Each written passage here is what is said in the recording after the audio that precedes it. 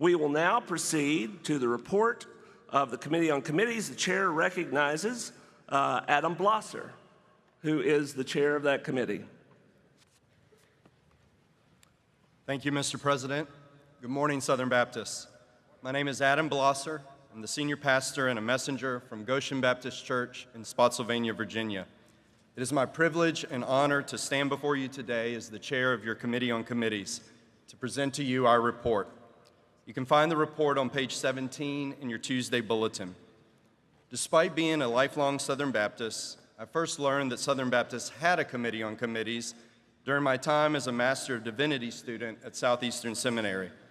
It was there at Southeastern that I learned about the conservative resurgence and how Southern Baptists elected theologically conservative convention presidents who then appointed conservatives to the Committee on Committees, who then nominated conservatives to the Committee on Nominations, who then nominated conservative trustees to the boards of each of our entities.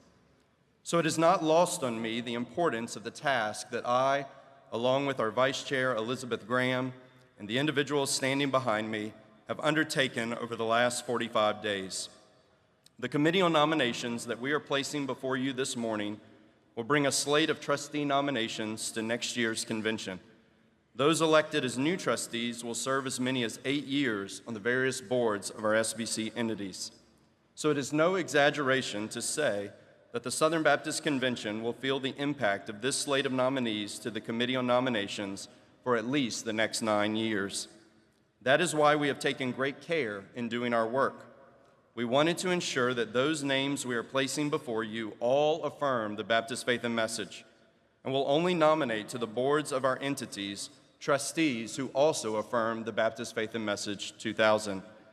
We also wanted to ensure that each of our nominees is committed to our cooperative work as Southern Baptists.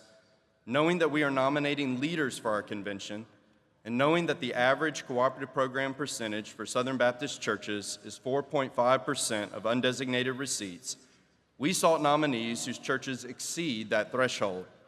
And while not all of our nominees exceed that threshold, I am proud to tell you that the average CP percentage for our Committee on Nominations that we are presenting to you this morning is over 8%.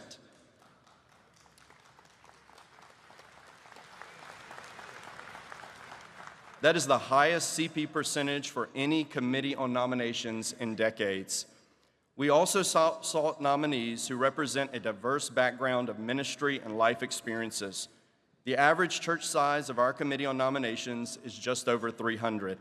19 of our nominees are members of churches with less than 100 in Sunday morning attendance, and 75% of our nominees come from churches of less than 400.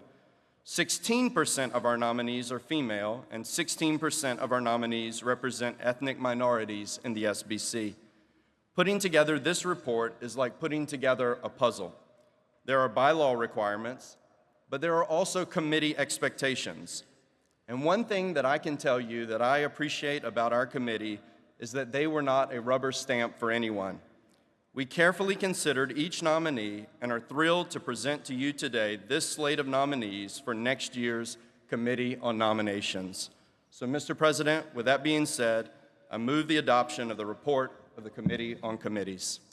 All right, well, the question before you, messengers, is on the adoption of the report of the Committee on Committees as printed in your convention bulletin.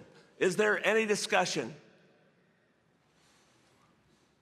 Seeing none, we will proceed to the vote. As many as are in favor of adopting the report, would you raise your ballots?